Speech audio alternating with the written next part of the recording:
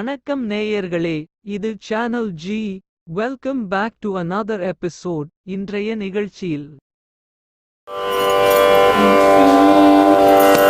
மார்கழி திங்கள் மதி நிறைந்த நன்னாளால், மார்கழி திங்கள் மதி நிறைந்த நன்னாளால், நீராட போதுவே போதுமின்னோர் நேரிழை, நீராட போதுவே போதுமின்னோர் நேரிழை, சீர்வல்குமாய் பாடி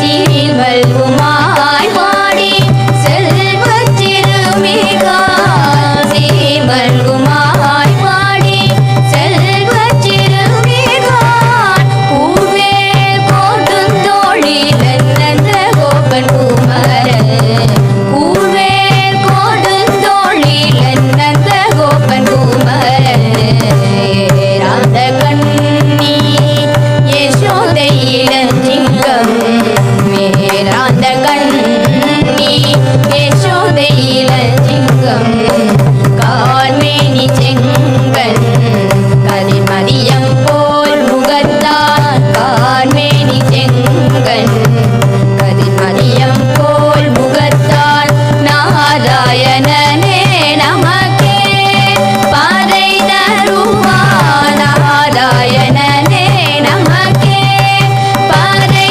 தருவான், பாரோர் புகழ படிந்தேலொரெம்பாவாய், பாரோர் புகழ படிந்தேலொரெம்பாவாய்,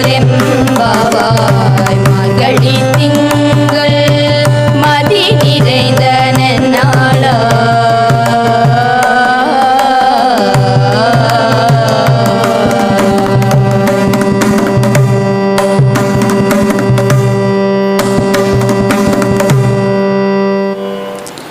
கிருஷ்ணாய வாசுதேவாய தேவகீநந்தனாய ச நந்தகோபகுமாராய கோவிந்தாய நமோ நமः.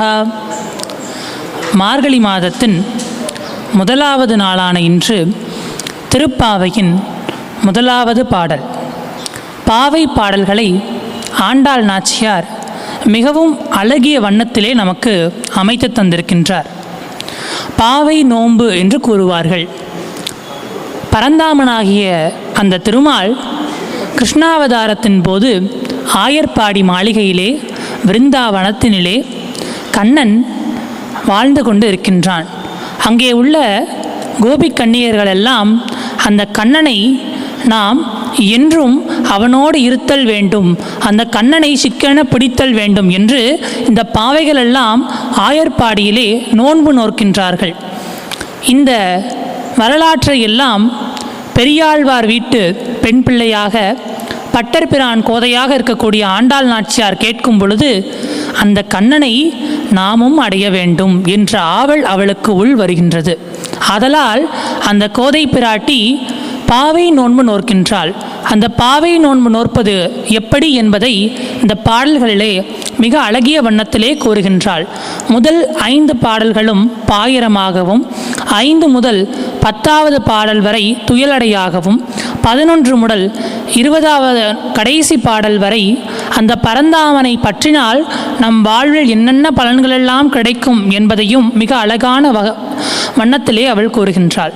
முதலாவது பாடலாகிய இப்பாடலிலே மார்கழி திங்கள் மதி நிறைந்த நன்னாளால் நீராடப் போதுவீர் போதுமினோ நேர்விளையீர், சீர்மல்கும் ஆய்ப்பாடி செல்வச் சிறுமீர்கள், ஆய்ப்பாடி செல்வச் சிறுமீர்கள் என்று கூறுகின்றாள். என்ன பொருள் தெரியுமா? ஆயர்பாடியின் செல்வங்களே, ஆயர்பாடியின் செல்வச் சிறுமியர்களே என்று கூறுகின்றாள். ஆண்டாள் நாச்சியார் இருப்பதோ தென்மதுரையாகிய ஸ்ரீவில்லிபுத்தூரில். ஆனால் அவள் பாடுவதோ ஆய்ப்பாடி செல்வச் சிறுமீர்கள்.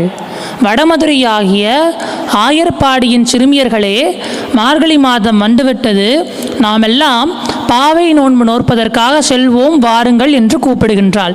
என்ன பொருள் தெரியுமா?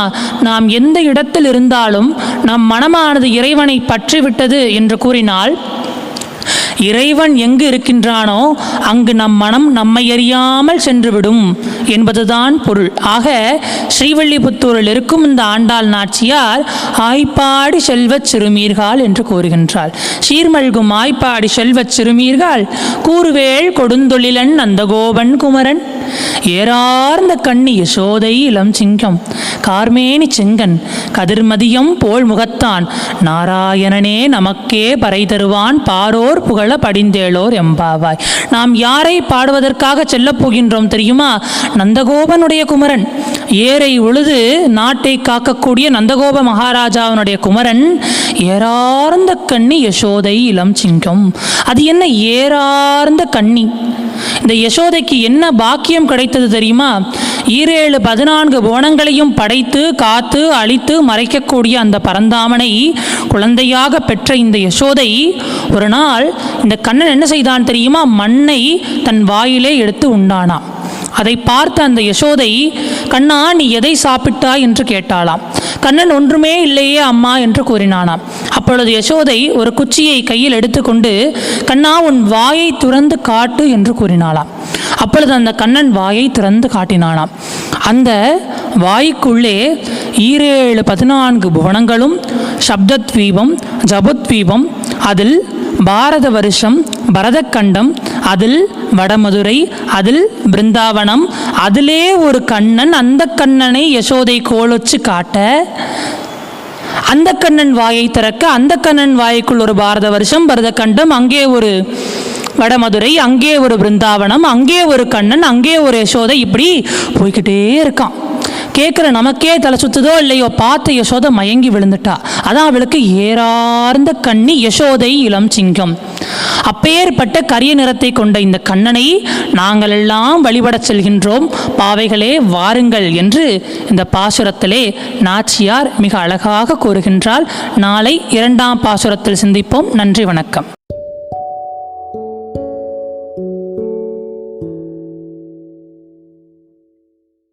அன்பு நேயர்களே, இது உங்கள் மனம் கவர்ந்த சானல் ஜி. உங்களுக்காக தினம் ஒரு நிகழ்ச்சி ஒளிபரப்பாகிறது. நண்பர்களுடன் பகிர்ந்து கொள்ளுங்கள். நலம் பெறுங்கள்.